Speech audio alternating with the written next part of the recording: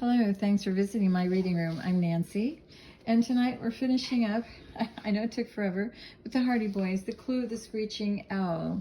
I actually did continue reading it, but it didn't upload back then, so I'm just going to read where we left off, and so we will begin.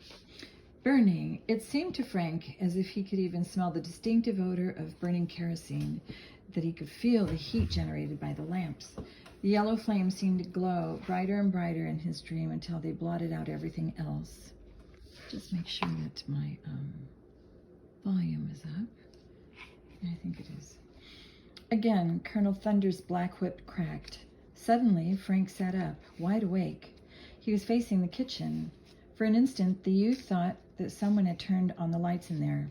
Then, with horror, he realized that one whole side of the cabin was a mass of swirling yellow flame. The snapping and cracking was the sound of 2x4s as they caught fire, as in some gigantic fireplace. The whole cabin had become an inferno.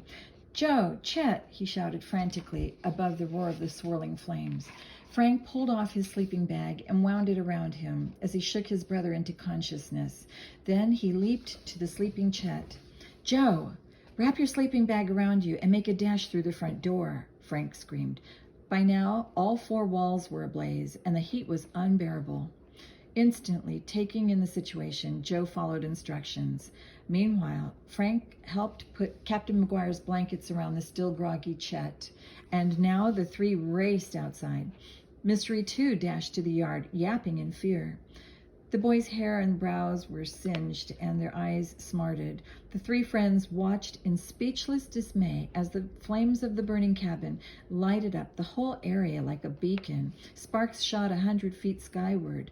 "Boy," breathed Chet, "there goes all our stuff, and Captain McGuire's too. Clothes, food, money, everything. But we're fortunate to get out alive. What woke you, Frank?" "A lucky dream," Frank answered gratefully. "Luck was sure on our side." Fortunately, the Hardys' convertible and Captain McGuire's car had been parked far enough away from the fire to be out of danger. But the cabin, with its drums of kerosene and gasoline, burned fiercely out of control. "No use driving anywhere to get help," said Frank. "No equipment could get here in time." The trio, huddled in their blankets, stared at the flaming cabin. "The walls seemed to go up all at once," Frank remarked to the others. "It wasn't as if the fire had started in the kitchen and spread to the living room. Everything went up all at once." Joe looked grim.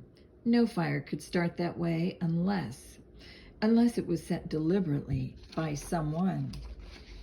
Chapter 15, Ragged Footprints. Chet gulped. "The cabin was set on fire?" he cried. "Right," said Joe. Frank nodded. "From the way the fire spread, I'd say someone poured kerosene all around the foundation and then lighted a match to it. I smelled kerosene strongly right at the beginning." Suddenly, Frank and Joe recalled Weber's words, "I'll attend to the boys." Could it be that he was the incendiary? "But that would make him a murderer," Chet exclaimed. "Is he that bad?" "Or anyone else," Frank added. "When it's safe to look in the ruins, we'll hunt for clues." Helplessly, Frank, Joe, and Chet watched the blaze. Though the mysterious fire had begun suddenly, it burned for some time. The logs of the cabin, soaked in creosote to withstand the weather, now burned fiercely until consumed. When morning came, the once trim cabin was a mass of rubble, glowing here and there with orange sparks. "It's a crime," Joe said. "If somebody did burn down the cabin, I'd like to get my hands on him." Suddenly, Chet pointed out, "Fellows, we haven't a stitch of clothing except our underwear." Despite the gravity of the situation, all three boys began to laugh. "This is a fine situation," said Frank. "Of course, we have blankets and sleeping bags," Joe spoke up. "We can play Indian." "But there's no chow," Chet reminded him, "to have a feast." "It seems funny that no one had come here to see where the fire is," Frank remarked. "You'd think a forest fire observer would have spotted it from his tower and investigated." No one arrived, however. When the intense heat had abated, Frank went toward the ruins. He noted that Captain McGuire had built his cabin on a stone foundation, using concrete for mortar. After finishing, he had spread his surplus gravel around the entire foundation.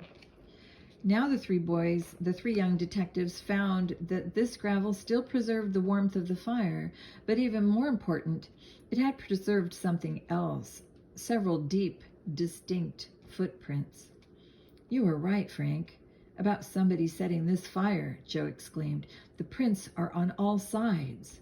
If only we'd brought our moulage equipment from home, we could have made some fine plaster casts for evidence." "We'll have to do without," replied his brother, "but we can still take measurements." He placed his own bare right foot over the right indentation left by the suspect. "Somebody with a short, wide shoe," Frank observed. "And look here, all the left prints have this ragged outer edge. Looks as if the sole of the man's shoe had been damaged by a stone or a knife." So absorbed were Frank, Joe, and Chet in examining the fresh prints that they were suddenly startled to discover someone standing directly behind them. Simon, the mute boy, had just appeared from the encircling woods. He gaped in astonishment at the blackened ruins. "Hello, Simon," Joe called.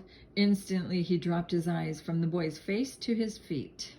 Frank and Chet, having the same idea, also looked down. In spite of his long legs, Simon had average-sized feet, and his battered tennis shoes could not have made the footprints in the gravel. "Somebody burned us out, Simon," explained Joe. "Take a look at these prints." Though Simon followed Joe's pointing finger obediently, he merely shook his head and shrugged. "Well, what do we know now? What do we do now?" Chet asked. "First, let's get some clothes," Frank answered. "Oh, sure," said Chet. "And what are we going to use for money and clothes to go into the store with? Every cent we had was burned in the fire. We can't go shopping in our underwear." Mysteriously, Frank's face brightened. "Simon," he said, "you'll have to do our shopping for us." Frank quickly explained their needs to the mute boy. Simon nodded comprehension and consent. Now, the money. Taking a small screwdriver from the glove compartment of the car, Frank pried up the horn button. As the piece popped out, a bill folded very small fell out too. "Emergency money," explained Frank, grinning. "Thank goodness," said Chet. Once more, the yellow convertible made its way over the hilly country roads to the town of Forestburg. Purposely, Frank parked the car a good 100 yards from the first house of the town. "Nothing like driving in bare feet," he remarked. "Tickles." "What a sight we must be," Joe laughed. "No clothes, singed eyebrows, refugees from a circus or something. At least Mystery still has his coat on," Chet joked. "Quiet," commanded Joe and grinned. "I'm writing down sizes for the clerk. Let's see. Trousers about 6 feet around the waist, right, Chet?" Finally, the lithe figure of Simon emerged from the car. He made his way, with some hesitation, down the street toward Giller's General Store. As soon as he had gone, the three boys began to talk over the footprints around the burned cabin. "I'll bet anything they belong to Weber," Joe declared. Frank's suspicions were nearly as strong as Joe's, but he advised caution. "Better hold your horses a little, Joe. This is a very serious charge. We'll need airtight proof before we can accuse Weber."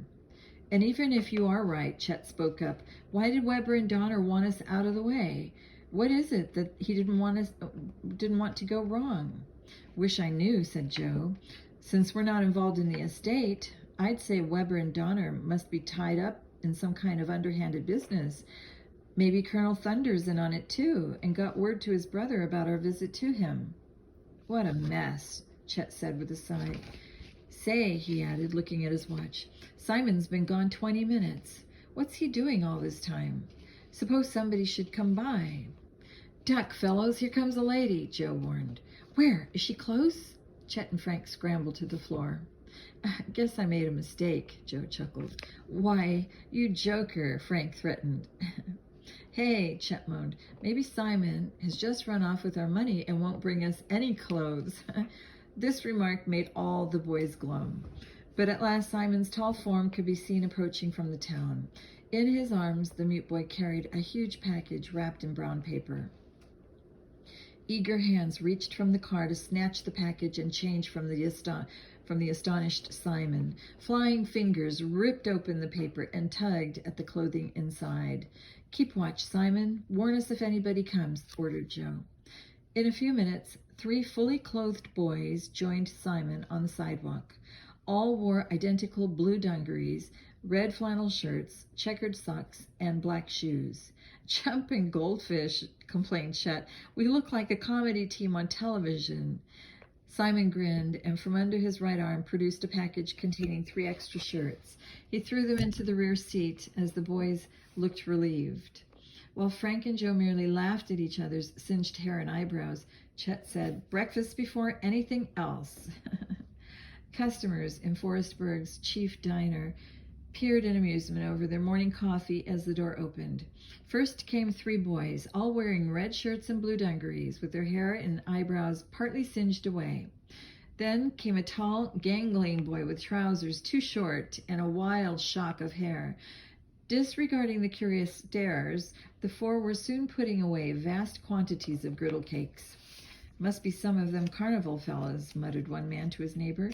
"Looks like somebody ran a blowtorch over those 3. "Who's the other one? The wild man of Borneo?" returned his companion. But Frank, Joe, Chet, and Simon ate heartily, still ignoring the customers' stares, while Simon and Chet worked on a 3rd helping of griddle cakes and cocoa. The Hardys consulted briefly in whispers. "Think we ought to try to reach Dad?" Joe asked his brother, "and tell him our suspicions about the fire?" Frank, after a moment's reflection, decided against this. Dad has enough on his hands, and he'd probably drop everything and come rushing over. Let's wait till we have proof to give him. Joe then proposed, "How about seeing Weber before we try Elizabeth Donner?" "Right," Frank approved, "but we'd better report to Sheriff Ecker first." The face of the lawman became grave as he heard of the boy's narrow escape. He agreed to keep the matter quiet until the culprit's identity could be established beyond a doubt. "Something funny's going on out at Black Hollow, all right," he admitted at last. "I'll send some men out there right away. We'll look over the wreckage and take casts of the footprints. I've sort of neglected you fellas, but this is serious business. I'll drop everything and get on to it. Where are you headed now?" Frank shot his brother a quick warning look. "We have to pick up a few things. That fire cleaned us out." Sheriff Ecker and 2 members of his force started off to Black Hollow to investigate the fire. They took Simon and Mystery with them. "I've arranged for Simon to take care of Mystery until we get back," Chet announced, when the 3 were back in the car again. "Especially since we don't know where we'll be sleeping tonight."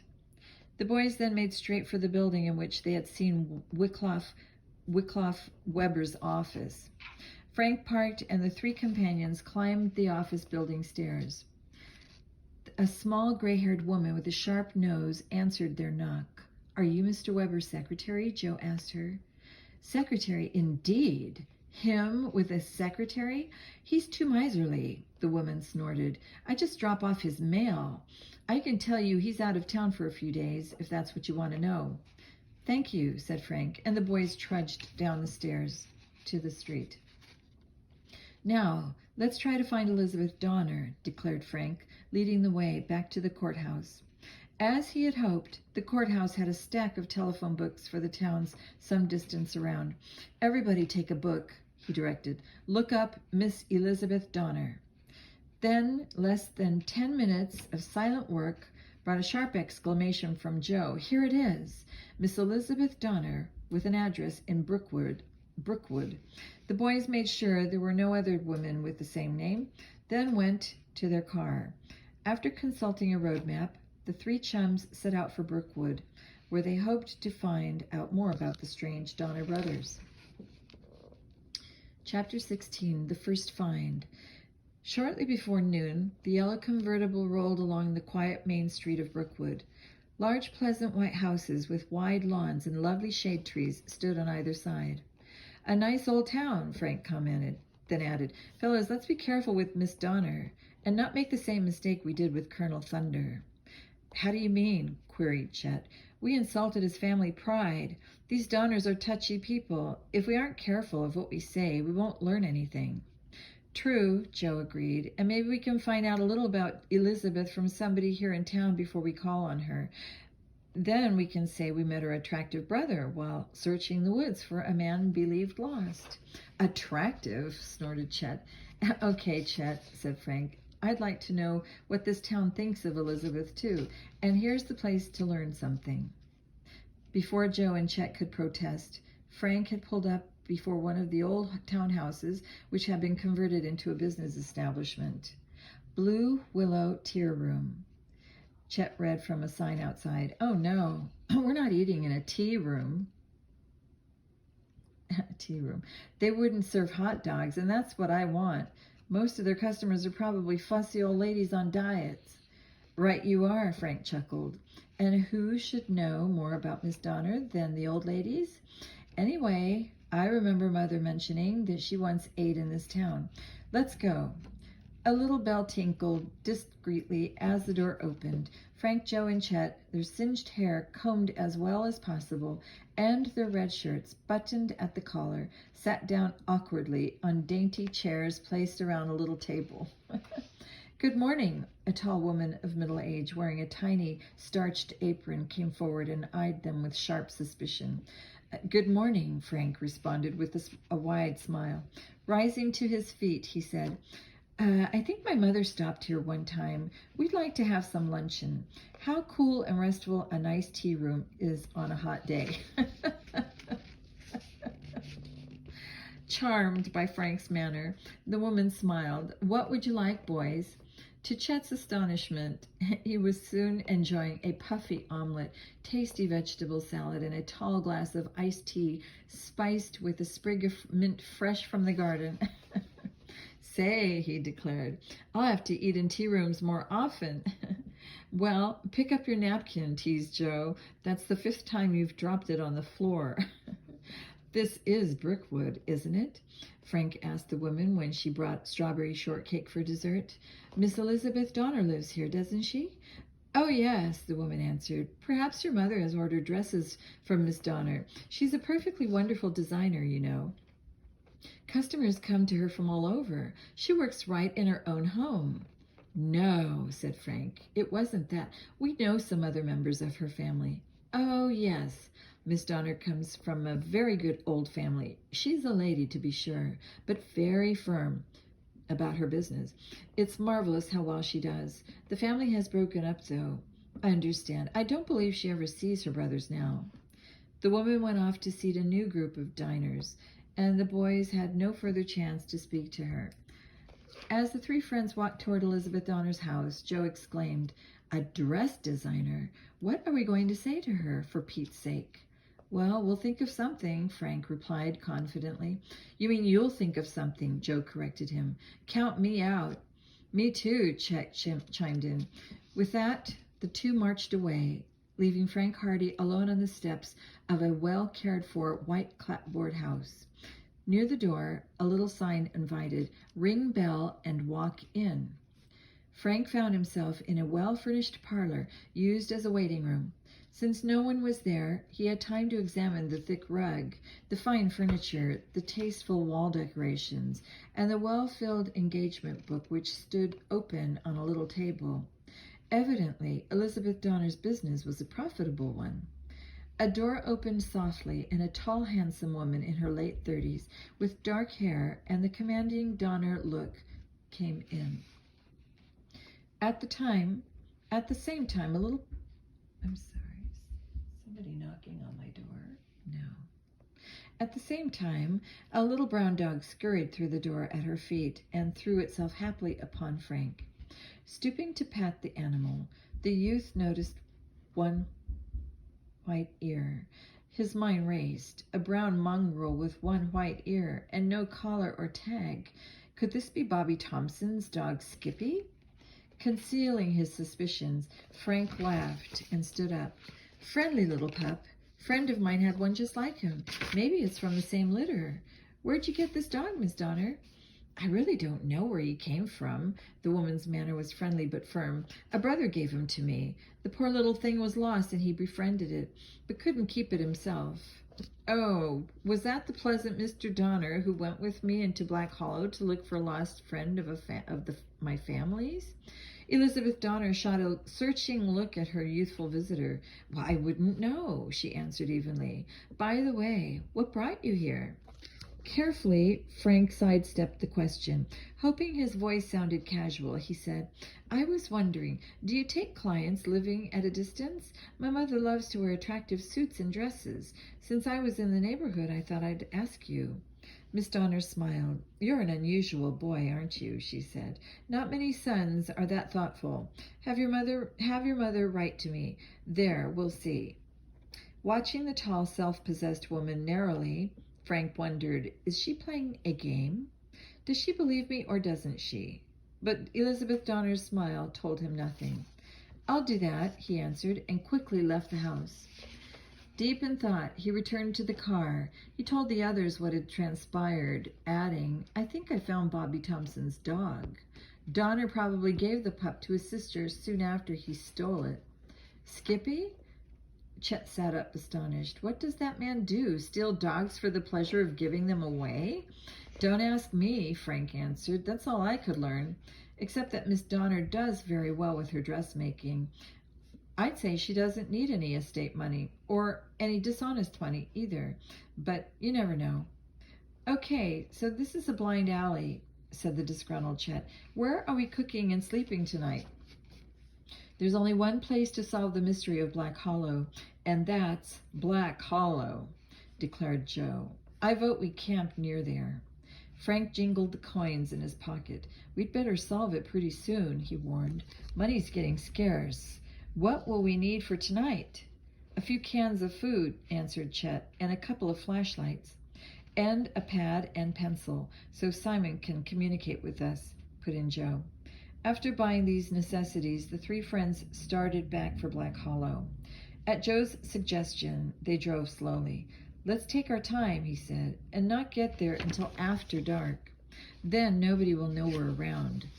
Accordingly, Chet cooked supper for them at a roadside fireplace and picnic table. At 8 o'clock, they headed once more for the hollow. Slowly, and showing only parking lights, the big car climbed slowly up Brim Road. When they passed the lighted Thompson house, the boys knew they had reached near the top. Once there, the trio hid the car among some trees and started off on foot. Only a few stars sparkled in the sky. Clouds, black as coal, were massing in the west. With flashlight beam jabbing ahead into the darkness, Joe led Frank and Chet a little way along the hollow trail and then off to one side. This spot's level and well sheltered, the youth explained. I've had it in mind in case we had to sleep out. After unrolling their sleeping bags, Chet's had been kept in the car trunk, the three boys removed their shoes and crawled in. Lying on their backs in the darkness, Frank and Joe stared upward at the trees. A light wind made the hemlocks sigh. From afar, they heard a whippoorwill's call. Presently, from the hollow came the sad, familiar wailing. Screech owl, Joe murmured. A few minutes later, the night was broken by a number of screams. Uh-oh. There's that witch again, said Joe. Joe, that isn't the same screaming we heard our first night here, Frank noted. It's not so harsh, so insistent. This really sounds like a barn owl. The screaming the other night, I'm sure, was human. Maybe, Joe yawned. Anyhow, this one's an owl, nothing to get excited about. In another moment, Joe was asleep. Then Frank. Help! Leave me alone! The cries came from Chet Morton. Frank and Joe, starting up, blinked sleepily. Chet's having a nightmare, thought Joe. But as he became wider awake, he saw a tall, shadowy figure hovering over the bundle. That was Chet Morton. Uh-oh. As Frank and Joe got out of their sleeping bags to spring upon the intruder, Chet Morton unexpectedly began to guffaw. Oh, stop it! Ha-ha, cut it out, will you? The black figure had not moved, but Chet was thrashing about on the ground, laughing convulsively. Chet! Joe cried as he groped for his flashlight. Then he muttered to Frank, has he gone out of his mind? No, gasped Chet. Stop licking my face. Mystery, how can a fellow talk? Two flashlight beams illuminated the scene in the same instant. Standing nearby was the mute boy, Simon. The little beagle with tail whipping around happily was leaping on Chet with fierce affection. Oh boy, Joe exclaimed, grinning. You gave us a scare, Simon. We can't keep Mystery with us now, said Frank. We don't know where we'll be from one day to the next. Scooping up Mystery with a quick movement, Frank thrust the animal into Simon's arms. Simon, please look after our dog a little longer, okay? To their astonishment, Simon placed the beagle on the ground. Then pointing quickly at Frank, Joe, and Chet in succession, he waved them away frantically with both arms. He says for us to clear out, interpreted Joe. He must mean we're in some danger. What is it, Simon? Frank had already put pad and pencil into the mute boy's hands. Now, while Frank and Joe shone their light on the page, he quickly sketched a picture of a small windowless cabin with a gun barrel pointing menacingly from the door. Donner's place, Joe muttered, and he has a gun. Well, we knew that already. We weren't going near there tonight anyhow. Hold on, Frank warned. He's drawing something else. Simon had not yet finished. Next to the cabin, he drew sketches of two owls seated side by side. With amazing skill, Simon sketched in the fierce owl eyes and beak of each, but one of the birds had high pointed ear tufts. The other seemed to have no ears at all, and had a round mask-like face similar to that of a monkey. Great sketches, Joe commented. One of his hobbies was ornithology. Now, studying the drawings, he told the others, the one with the prominent ears is the screech owl. He does the wailing. And Monkey Face here is the barn owl. He does the screeching. Hey, what are you doing? Chet asked suddenly. Simon, after drawing two very accurate pictures, suddenly took his pencil and crossed them both out. Once again, he waved the boys away from him. I don't get it, said Frank, puzzled. Are you afraid of the owls? Simon shook his head vigorously. Do you connect their cries with the Witch of Black Hollow and want to protect us from her?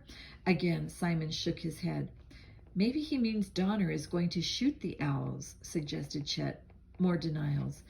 I give up, said Joe. But listen, Simon, witches, owls, Donner, nobody is going to drive us out of these woods. We're staying, get it? Peering intently at the determined faces of his new friends, the strange boy looked frustrated. He gathered up Mystery in his arms, and as silently as he appeared, glided off among the trees. Wish I knew what he was driving at, Chet remarked. Meanwhile, Frank and Joe had switched off their flashlights to save the batteries. As the three stood together in silence, a faint flicker appeared in the sky. Lightning, Frank commented. Very far away as yet. Must mean a storm's coming, though. I wish there was a cave without rattlesnakes for us to take shelter in. Don't worry, Joe assured him. The storm's far away. It may never reach here. Let's get some shut-eye. Thoroughly tired, the three friends lay down once more and fell asleep immediately. Some time later, Joe suddenly found himself wide awake. His heart was pounding violently. The luminous dial of his watch told him that nearly 2 hours had passed. The darkness seemed thicker, the air heavier than a few hours earlier. Frank, Chet, did you hear it? Yes, came Frank's tense, whispering answer. There it is again. The heavy, oppressive silence was shattered by a scream, a horrible, drawn-out cry. Again it sounded, this time harsher and higher pitched. Then a third time. That's a human being in trouble, exclaimed Frank, leaping to his feet. Quick, roll up your sleeping bags and shove them out under sight, underneath these bushes here. Let's go. Somebody needs our help. This witch may be more real than we thought, said Chet, as he hurriedly slipped into his shoes. Do you suppose she's torturing Captain McGuire? Fully awake now, in every sense alert, the boys listened intently while the blood-chilling screams were repeated. To add to the weirdness, the woods were illumined by a flash of lightning. That cry was in the hollow, and not too far from here, Frank directed. Let's go. Turn on all flashlights, Joe called as he rushed forward. Speed is important. The three boys dashed along the path into Black Hollow. Halt, Frank ordered as the screams came once more. Carefully he placed their direction. We won't go down to the floor of the valley, he decided. The cries seem to be coming from the side. We'll stick to this upper path instead. Once again, the young detectives rushed forward, halfway up the steep, partly wooded side of the hollow. But within a few seconds, Frank halted them again. Now what? Joe asked breathlessly. I don't hear any more screaming. There's something else. Don't you hear it? Straining his ears to their utmost, Frank listened intently. But hearing was difficult, for the night was no longer a quiet one. The wind that comes before a thunderstorm was now sweeping through the hollow like an onrushing wave. In the frequent flicker of lightning, huge trees could be seen waving wildly and showing the pale undersides of their leaves. The limbs creaked. The wind hissed in the leaves, but through it all, Frank's ears seemed to detect another sound. What is it? Queried Joe. A kind of thin, human voice calling, but with this wind, I can't be sure. Just then, there came a long flicker of lightning. Joe pointed to a nearby tree. Perched motionless on a limb was a full-grown owl, its huge eyes unblinking even in the vivid glare. Then darkness closed in again. Suddenly, the air was rent by a terrifying scream from the valley floor. Frank, Joe, and Chet were startled. As they crouched, breathless, upon the rock where they had halted, the snap of twigs on the ground alerted them to the movement of a heavy body in the woods just below. Frank and Joe kept their eyes fixed upon a small grassy clearing to their left. Suddenly, something huge, black and solid, moving cat-like upon all fours, padded unhurriedly into the grassy area. Then, noiselessly, it glided into the blackness of the trees on the other side. A wildcat! Joe's heart raced with excitement. So that's what's been making those horrible screams. But this isn't wildcat country, Frank protested. Hush, Joe signaled. Over the sound of the wind and the growl of thunder, the boys distinctly made out a thin, quavering voice. Skippy, it called. Skippy. Good grief, it's Bobby Thompson, Chet cried out in horror. He's down there looking for his lost dog. He must be here somewhere among those trees ahead where that big cat disappeared just now, exclaimed Frank. As he spoke, the howling scream of the mysterious cat-like beast ripped through the night once more.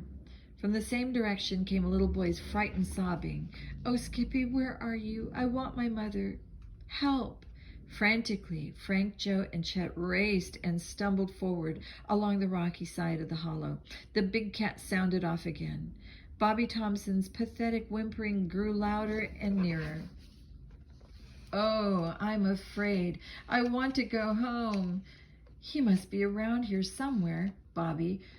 Bobby, Joe called out, stay where you are and don't move. We're coming to help you. Suddenly, the path of the three boys was blocked by the spreading limbs and branches of a large tree, growing up from the floor of the hollow just below. Bobby's sobs seemed very close now. In desperation, Frank, Joe, and Chet swept the valley floor below with the beams of their flashlights. At first, they saw only the storm-whipped branches of the trees. There, cried Frank at last. The yellow beams had finally located the little boy. Wearing a jersey and short pants, he stood cowering at the base of the big tree just below them. He was hiding his face with one arm and had raised the other in an effort to protect himself. A few short yards away, a pair of malevolent green eyes glowed in the flashlight beams. Unblinking, the eyes glared at their prey. The big animal coughed deep in its throat. The tail lashed about savagely as the beast crouched for the kill. A harrowing rescue. Frank Hardy appraised the situation in a single swift glance. With an iron nerve, he issued crisp orders. Joe, you're the lightest. Into the tree. You haul Bobby up. Chet, this boulder is loose from the rain. Put your back into it and roll it down on that cat. Meanwhile, Frank shone the beam of his flashlight directly into the eyes of the puma in an effort to delay the creature's death-dealing spring as long as possible. Joe had already swung himself into the big tree. In another moment, he had crawled out on the low-hanging limb directly over Bobby's head. Seeing the beams of the flashlights, the small boy looked up and spotted Joe, but Joe and the branch were several feet out of Bobby's reach. Thinking quickly, Joe hooked his knees over one limb and his toes underneath the other. Headed down head downward, reaching with both arms. He swung into space between the cat and the boy. "Bobby, grab my hands, quick!" Paralyzed with fear, Bobby hesitated. In the same instant, the powerful black beast with the snarl shot forward. There was a sudden loud crash of underbrush. The animal whirled, then jumped lightly sideways to dodge the heavy boulder, tumbling down the hillside. Quickly, Joe grabbed Bobby's thin wrist and yanked the boy one-handed upward until he could grasp Bobby's waist with his other arm. Then, with a tremendous effort, he snapped both himself and Bobby into a sitting position of safety upon the limb. Frustrated, the big cat raged for a moment on the ground below. Then it disappeared in the woods. Sweating profusely from his effort, Joe handed the limp boy through the branches of the tree to Frank. "Nice work with that rock, Chet," Joe gasped as he fought to recover his breath. "It gave me the extra second I needed." Bobby Thompson was sobbing again, but now it was with relief as he buried his face against Frank's chest. "Don't worry, Bobby, old fellow," said Chet. "We'll take you home. We know where your dog is, and we're going to get him back." "Honest?" Bobby asked. With Chet lighting the way in front, Frank followed, carrying the exhausted boy. Joe watched to the rear in case the cat might still be stalking them. The boys worked their way across the side of the hollow until they reached their path. Soon they had climbed into the clearing near the ruins of Captain McGuire's cabin. Chain lightning now zigzagged across the sky, showing great piles of menacing clouds. But the rushing wind had already passed over, and between the crashes of thunder came lulls of dead silence. "Look, what's that?" called Joe, pointing off into the distance. The boys had stopped to rest on the very rim of the hollow. "You mean those lights way down at the other end of the valley?" asked Chet. "Yes. If my sense of direction is right," continued Joe with rising excitement, "those lights are on the rim of the hollow just above Walter Donner's place." "You're right," agreed Frank. "Something is going on over there. Fellows, and I don't think it has anything to do with witches." "Let's get Bobby home," urged Chet. "Then we can go over there and see what it's all about." On the double now, Frank, Joe, and Chet hurried with the little boy to where they had parked the yellow convertible. Soon they were racing down steep rim road. Veering sharply, Frank pulled into the rutted drive by the side of the Thompsons' house. Lights were on in all of the rooms. As the car stopped, Mrs. Thompson, nearly hysterical, flew out from the porch. "You must help me, my little boy. He's been gone since supper. I'm so afraid he's lost in the woods, and there's been that terrible scream." "Hi, Mommy," said Bobby sleepily from Frank's arms. "Don't worry, I'm okay." Open-mouthed, the astonished mother stared for a moment. Then, snatching her son, she folded him in her arms. "He was looking for his dog, and I guess he got lost," Chet explained, thinking it wise to say nothing of the mysterious cat-like beast for the time being. "But we're going to bring back his dog, too, aren't we, Bobby?" Suddenly, Mrs. Thompson looked at them intensely. "Tell me," she demanded, "where did you find him? Not in Black Hollow." "Yes, we did, Mrs. Thompson," Frank answered, "but don't worry, he's okay. I think it would be best if you put him right to bed. We'll be back to explain everything in the morning." The amazed and grateful woman called her thanks as the three youths jumped into their car. The wheels spun on the gravel road. Then the car started up the hill. "Now," Frank told the others, "we'll drive right around the rim. Hang on to your seats because it isn't much of a road." Joe and Chet, peering ahead, saw that Frank was right. The road soon narrowed to a pair of wheel ruts and in places was dangerously close to the edge of the hollow. A single wrong twist of the wheel could mean a fatal plunge into the valley below. Frank drove swiftly, but with a firm hand. Though bushes and low branches smacked against the windshield, he did not slow down. "What's this ahead?" he said suddenly. The headlights had picked up an abandoned vehicle. Joe jumped out to investigate. "Just an old jalopy, probably abandoned there a year or so ago," he reported as he got back into the car. "It's parked on the very edge of the bluff." Frank drove on toward the mysterious lights they had seen earlier. All at once, he stopped the car. They had reached a little wider space in the road. "There's room here to turn around." We might want to get out of these woods in a hurry. I think I'll play it safe. He pointed the convertible back in the direction of McGuire's clearing. Now, let's go. We can't be more than 5 minutes from those lights. There were no sounds except those of the storm, which was just about to break. A flash of lightning and the crack of thunder came simultaneously. It was followed by a continual rumble, and lightning was so frequent that flashlights were unnecessary. Stealthily, Frank, Joe, and Chet crept forward along the narrow track. Suddenly, a man's voice was heard saying, "Here, grab onto the other end of this, will you?" Quickly, the boys ducked into the cover of some bushes.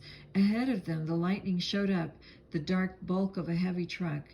As they watched, 2 men, struggling and puffing, lifted a long box from the tailgate and carried it between them among the trees at the edge of the hollow. "Where are they going with it?" Joe wondered in a whisper. "They'll fall over the bluff if they're not careful." Tense but patient, the youths waited. Still, the 2 men did not reappear.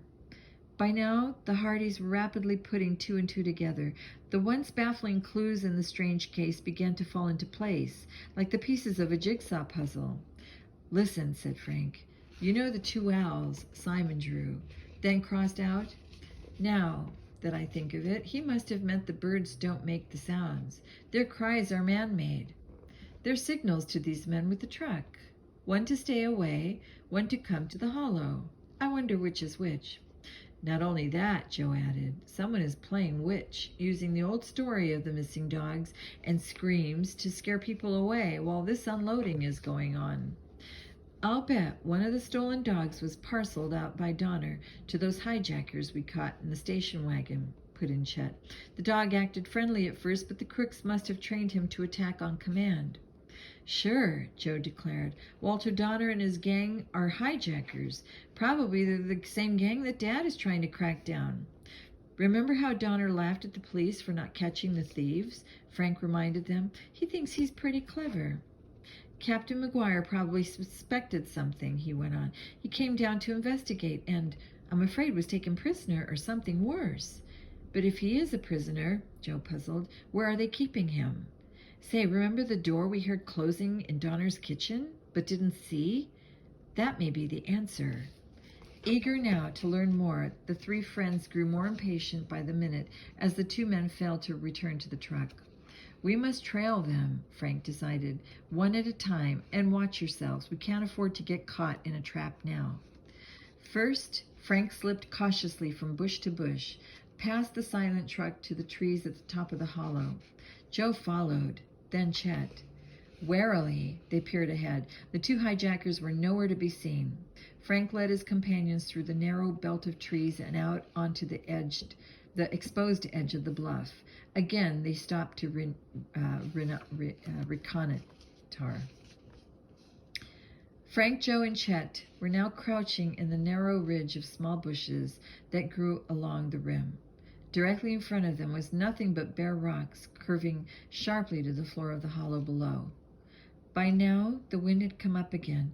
Behind them, the trees waved wildly, and even in the brush, the boys could feel its force. Constant flashes of lightning threw clear white light over everything, so clear that every individual tree in Black Hollow stood out distinctly.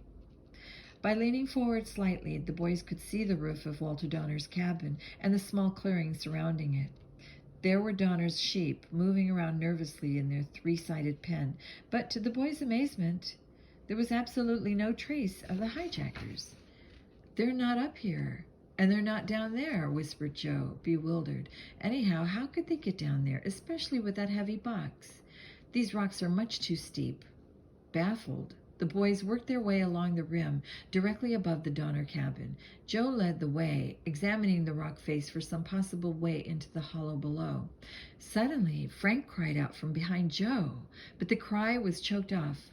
Turning, Joe and Chet found that their companion had vanished completely, as though swallowed up by the earth. "Prisoners!" "Frank!" Joe and Chet shouted, throwing aside all caution. "Frank, where are you?" The only answer was a white glare of lightning lasting fully 3 seconds. They could see everything around them plainly. There was no doubt about it. Frank Hardy had disappeared as completely as the 2 men carrying the box. "Oh, where is he?" Joe cried in despair, his words drowned out by a terrific blast of thunder. Now at last, as though split wide open by the latest bolt, the swollen clouds released their load of rainfall in one vast rush. Sheets of water struck the trees with a crash and hit the rocks with a loud smacking sound. But in spite of the tumult, a faint human cry from the ground underneath them reached Joe's keen ears. "Over here," he shouted, groping through the downpour to a wide, round bush from which the cry seemed to have come. "Whoa!" Joe cried suddenly. The ground gave way beneath his feet. For an instant he felt himself falling in space, but in that moment the strong arms of Chet Morton hooked under his armpits and hauled him backward to safety. Snapping on their flashlights, the 2 boys trained them downward and discovered the mouth of a deep, wide hole, cleverly hidden by the round bush. As they peered below in amazement at a narrow wooden slide, a familiar voice sounding far away called up from below. "Joe, Chet," it was Frank. Carefully, Joe and Chet sat down on the slide, grasping the sides. In spite of their caution, they were soon whizzing through the darkness. They tumbled in a heap at the bottom, but quickly leaped to their feet. "Turn on your flashlights," directed Frank. "I lost mine when I fell." The yellow beams suddenly lit up a fairly high rock wall chamber, with passages leading from it in several directions. "Must be a gang's hideout," said Joe in a low voice, "and they slide their stolen goods down that chute." Cautiously, the 3 boys moved along one of the rock passageways. Abruptly, it was blocked by a low wooden door. "Should we open it?" Joe whispered. "It might be a trap." "Can't stop now," muttered Frank. Boldly, he stepped forward and pushed. The heavy old door swung noiselessly inward. The next instant, the Hardys and Chet gasped in disbelief. A single kerosene lantern dimly illuminated the square, rock-hewn room. A man with a dirty bandage wrapped around his disheveled gray hair lay upon a cot. Slowly he turned dull, sunken eyes upon them. "Captain McGuire!" cried Frank, rushing forward. The expression in the man's eyes changed instantly to one of lively hope. "Frank, Joe, your father got my letter. Thank goodness. Where's Fenton?" Shakily, the man sat up. Evidently, he was still weak from the wound in his head. "Dad couldn't get here," Frank explained, "so he sent us." Frank introduced Chet, then went on. "We've been hunting you for days, Captain. Right now, we must be careful. We don't know where Donner and his gang may be, and we don't want to be captured." When he heard that the boys were alone, Captain McGuire's joy became mixed with concern. "I can tell you where Donner is," he answered. "He and several of his pals are in the cabin. There's a passageway to it through that other door." He pointed to one across the room. As the captain paused, the boys noticed his torn shirt. The scraps they had found in the hollow were of the same plaid flannel. "You must go for help, boys," he urged. "This gang has been hijacking equipment for the nose cones of rockets. They've also been stealing furs, surgical equipment, and whatever else they dare. They're smart and they'll stop at nothing." "We'll go back up the shaft," proposed Chet. "I noticed some steps on one side, and we'll take you with us, sir. We couldn't leave you here." "But if the gang finds the captain gone now," Frank pointed out thoughtfully, "they'll know the game is up and clear out." "Frank's right," agreed McGuire. "You go then, Chet," Joe decided. "Frank and I will stay here and look out for the captain." After Chet had left, Captain McGuire began his story. "When the screams first started, I didn't think much of it, but dogs began disappearing too, so recalling the Hex legend, I began noting on my calendar the dates on which I heard the screams, as well as any dogs that were missing. Soon I became convinced there was a connection and that something underhanded was going on. I even suspected that the hollow might be a hideout for hijackers. That's why I sent for your father. Then one night, my Cocker Spaniel Ginger was stolen, and I decided to investigate alone." The boys nodded, and Frank said, "And that's when you were captured." "Yes," the captain replied sadly. "I took my gun that night and began searching the hollow. I heard something in the bushes and asked who was there. There was no answer. Then I saw 2 glaring eyes and heard a scream. It was the puma. I gave it both barrels, but missed. Yes, we found your shells, said Joe. Donner heard the shots, sneaked up behind, and slugged me, the captain continued. The next thing I knew, I was in his cabin, and he was pushing aside a section of the rock wall in the kitchen. There was a wooden door behind it. I pretended I was still out. He dragged me down a passageway, past a room with the barrel door, then under the low door to this room, and dumped me on this cot. I've been here ever since. My only hope has been that your father had received my letter and would try to find me. And all the time, Dad was working on the same case over in New Jersey, Joe marveled. Quickly, Frank informed the captain of the boy's own sleuthing, including Weber's claim that McGuire owed him money. A lie, said the captain in disgust. Just an excuse to spy on you boys at the cabin. Frank concluded his account with the boys. Suspicion that the owl sounds were being made by humans and used as signals. You're right there, confirmed McGuire. I've learned that much since I've been here. Donner warns the hijackers not to come by faking the screech of the barn owl.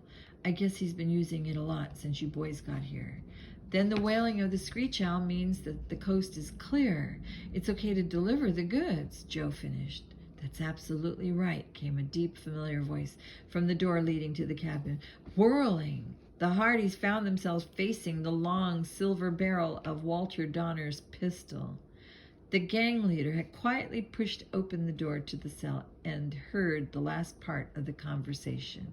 He was followed by a big, rough-looking man and the lawyer, Wycliffe Weber. My congratulations, said Donner in a mocking tone. You've solved the case very cleverly through the clue of the screeching owl. By the way, I did the screeching and wailing myself. Pretty good, eh? Then the big man's voice took on a tone of menace. But it won't do you any good. Your reward will be to meet the screaming witch herself. Wondering, Frank and Joe were prodded by the muzzle of Donner's gun down the rock passageway toward the cabin and into the cell with the barred door that Captain McGuire had mentioned. Saki, called Donner harshly to the rough-looking man. Go get that third kid. Meanwhile, Frank and Joe looked around the rock-walled room by the feeble light of Donner's flashlight. They noticed that the rear wall was covered by a tarpaulin. The air was heavy and moist, as in most underground chambers, but there was also a strange, rank odor. Like your new quarters, taunted Donner, indicating the rock walls. All these chambers and passages were hewn out of natural caverns by the abolitionists when they built the cabin against the front of the rock's wall. Very clever people, he went on affably. They were the ones who revived the witch legend by stealing dogs and faking screams to keep people up from the hollow while they hid runaway slaves. Don't you admire my extensive historical research? At least they had a good motive, said Frank defiantly. They didn't steal dogs to cover up hijacking racket. By the way, we know where Bobby Thompson's Skippy is. Donner looked startled for a moment, then said, I don't know what you're talking about. He went on mockingly, I fooled you boys with the hideous face in the woods. It wasn't Simon. I wore a rubber mask and a black wig. Skip the talk, snapped Joe. What are you going to do with us? Realizing that he could not shake the boy's nerve, the tall man abruptly crossed the room to the tarpaulin-covered wall. Meet the witch, cried Donner, ripping away the canvas. The faint light showed the bars of a cage, and behind them the fierce green eyes and powerful body of a big, tawny brown puma. Some of the screams were his, said Donner, when I heard that my brother William, Colonel Thunder, was going to have this beast destroyed because it almost killed him. I sent Saki to get the animal from him. I felt that such a pet would be helpful in reviving the witch legend. But William wasn't told I wanted it, nor why. The puma knows who's master here, at any rate, the gang leader added in a cruel voice. William and I don't have anything to do with each other, but he did warn my lawyer that some snoopers said I was stealing dogs. And then Weber set Captain McGuire's cabin on fire and tried to burn us to death, said Joe, looking sharply at the lawyer's ragged left shoe. But the youth did not reveal his clue as to the telltale prints found near the scene of the razed cabin. He was sure Sheriff Ecker's casts of the footprints would be conclusive evidence. I deny that, cried Weber. You can't prove it. Oh, yes, we can, Joe told him. Frank interrupted. This puma was loose in the hollow tonight, wasn't it? That's right, Donner admitted. I sometimes let it out through the doors you see at the rear of his cage. It leads out onto the rocks, but I only let him out after I've put a sleeping pill in his food. Usually comes back quietly. However, he added meaningfully, tonight the effects of his last pill wore off sooner than I had expected. That's why I had to warn my men to lie low, right after I'd given him the all clear. Fortunately, my pet came back without harming anyone. By the way, the grating between yourselves and this animal can be raised. Just yank the chain here. At the same time, the puma's outside door will be raised. So, if you want to escape, the way out is very simple. All you have to do is get past the puma. Walter Donner stepped back into the passage, slammed the door to the boys' prison, and shot the heavy bolt into place. Oh, I forgot to tell you, came his mocking voice from the corridor. There is another chain, with which I can raise only the grating between you and the puma. I'll get around to it sometime tonight. Luckily, Joe had hidden his flashlight inside his shirt. Now, left alone, the brothers carefully examined the walls of their prison. No way out, concluded Joe. Our only hope is that Chet got away all right and can return to the state police before Donner lifts that grating. Switching off the flashlight, the two boys waited tensely in the pitch darkness. A few feet away, the big cat could be heard pacing nervously. After a long silence, Frank and Joe heard voices in the corridor outside. Did you get that fat kid? Asked Donner. You can forget him, boss, came the rough voice on the strong-armed man. Saki, I see him pull out in this yellow convertible, so I take off after him in the truck. Pretty soon I see his lights, pretty far ahead, going round a turn. Then, in a couple of minutes, I hear this terrific crash, like a car going right over the edge and down into the hollow.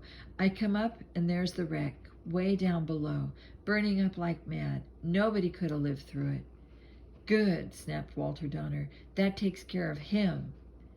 Frank and Joe stood as if frozen, in utter horror. For the long moment, the Hardy brothers were too stunned to speak. Not Chet. It can't be true, Joe faltered at last. We mustn't believe the story, Frank told him, voice trembling. We must get out of here and learn the truth. Together, the two boys moved up to the grating to study the only possible escape route. Past the dangerous puma and out the far door. The beast gave a menacing growl as it stalked to the bars. Let's take off our socks, shirts, belts, and sweaters, Frank commanded. I have a plan. In a moment, the two boys were squatting, stripped to the waist, before a heap of clothing. There's one thing every animal respects, muttered Frank. The youth doubled the heavy belts together for a stiff core and began wrapping the sweaters and shirts around them. Fire! Joe exclaimed, catching on. You're making a torch. But what about matches? After Donner's lecture about preparedness, I vowed I'd never be without them, Frank returned, drawing a watertight cylinder from his pocket. A match flared in the dark square room. The puma growled apprehensively. Slowly the flame crawled up the impromptu torch, growing brighter and brighter until it was a ball of fire. Panicky now, the big cat loped back and forth, snarling viciously. Now, while it lasts, cries Frank. Yank that chain, Joe. With a scraping sound, the iron bars rose upward, holding the flaring torch before him. Frank advanced upon the puma. Plunging, snarling with fear, raising its powerful paws, the beast backed through the outer door which Joe had opened. It's working, Frank cried, as he too stepped outside. But at that very instant, Joe was seized by powerful arms from behind. The snarls of the puma and the sound of the chain had warned the hijackers. Saki, shouted Donner, get that other one. Keep going, Frank, Joe shouted. One backward glance told Frank what was happening. Joe was going down under two attackers, another one coming for him. Desperately, Frank rushed forward and hurled the ball of flame straight into the puma's snarling face. Maddened, the big cat turned tail and plunged for the freedom of the woods. Frank was now by now was sprinting at top speed in another direction. Saki emerged, hesitated, and started off in pursuit. Meanwhile, Joe was slowly regaining consciousness after being dealt a stunning blow. His head throbbed. His wrists and ankles stung where ropes cut into the flesh. He was on the damp floor, bound hand and foot. Now, what kind of accident can we arrange for these two? It was Donner speaking. Opening his eyes, Joe saw that he had been moved to Captain McGuire's cell. The captain, also bound, lay above him on the cot. A hijacker stood over the two with a pistol, while Walter Donner, holding a lantern aloft in one hand, coolly plotted their murder. Perhaps a nice hot fire that won't leave any evidence, the gang leader suggested.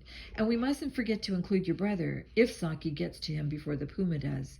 Hands up, came a sudden sharp command. Drop that gun.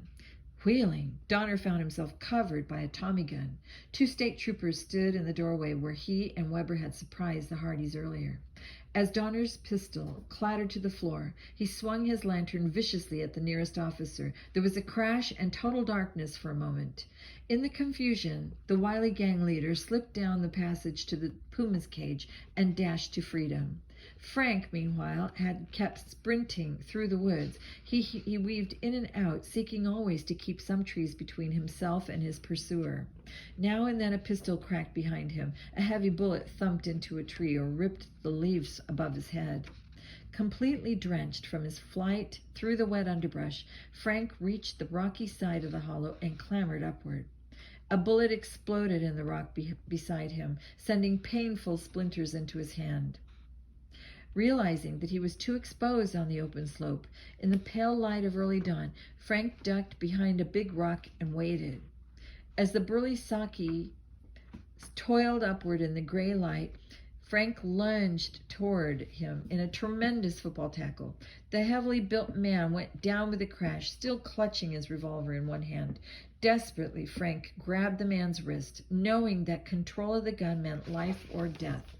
Locked together, the two struggling bodies rolled down the steep slope, bouncing from one level to another. Finally, Saki rolled on top and raised his weapon, but at this moment, a figure hurled out of nowhere, knocking the hijacker's head against a stone and wresting the pistol from him all in one movement. "Simon!" cried Frank joyously. "How'd you—" But the mute boy only indicated by pointing upward that Frank should continue climbing. "You're right, Simon. I must get help." Once more, Frank clambered toward the road at the top. By now it was very light, though the sun had not risen. Frank, looking around, suddenly spotted a man not 50 yards above him going in the same direction. "Walter Donner!" The gang leader turned. For a moment he and the young detective stared at each other. Frank set himself for another struggle, but to his astonishment, Donner turned and began climbing upward again as fast as he could. Calling on his muscles for one last all-out effort, Frank scrambled upward in pursuit. In another minute, Frank hauled himself onto the ledge. Now Donner's legs dangled just above him. Thinking of Chet lying entangled in the wrecked car, Frank pulled the man down savagely. But a snarl from the ledge just above him and a sudden terrified scream from Donner checked his poised fist. Instinctively, Frank pressed both himself and his antagonist against the rock wall as the 200-pound body of the furious puma hurtled past within inches of their heads. Landing off balance, the beast skidded and tumbled rapidly downhill. Donner jerked loose, but Frank quickly sent a swift punch to the man's midsection, following it up with a smashing blow to the jaw. "That's for Chet," he panted as Donner slumped unconscious. "Hi, up here," came shouts from below.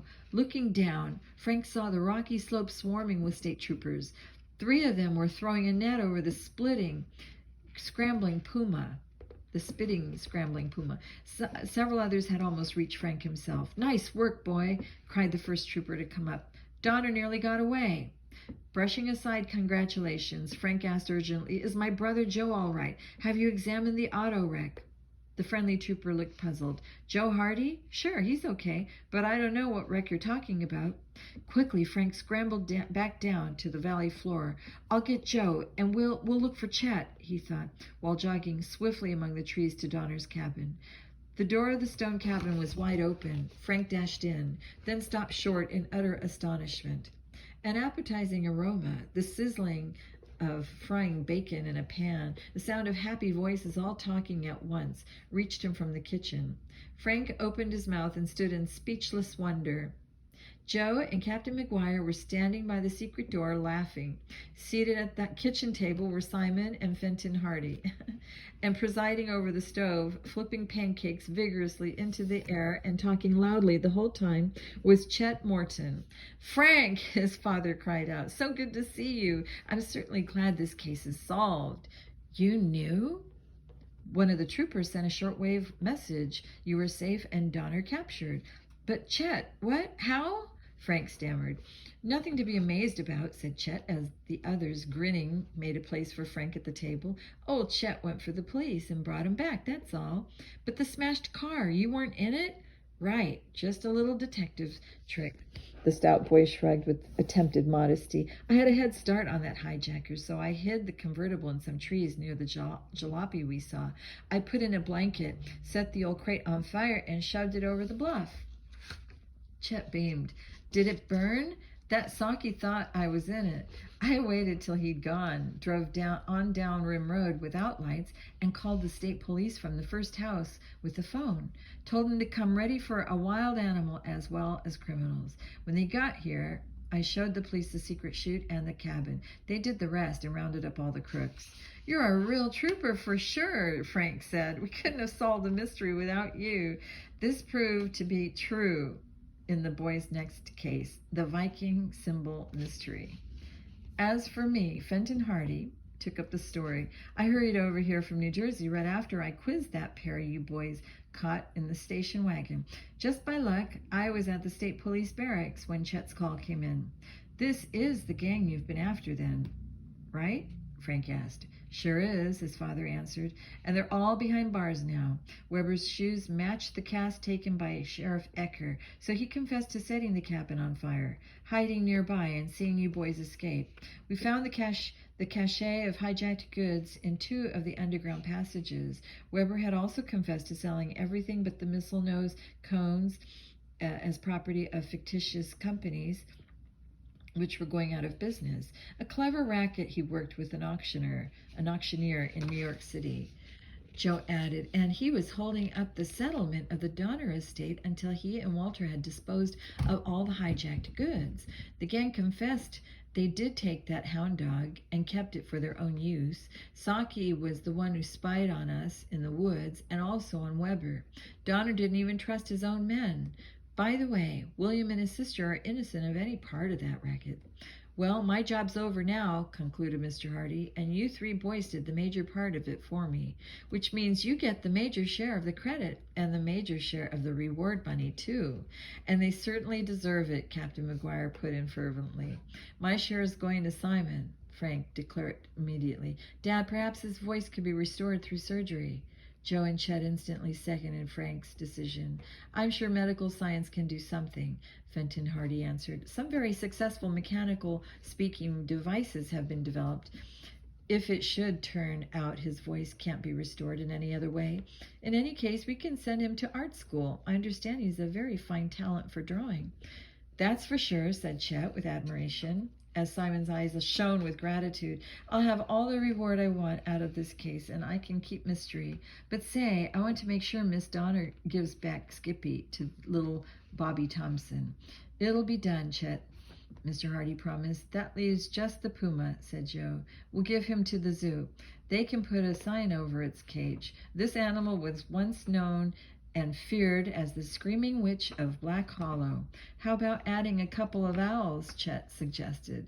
"Boy, that Screeching really gave me the creeps."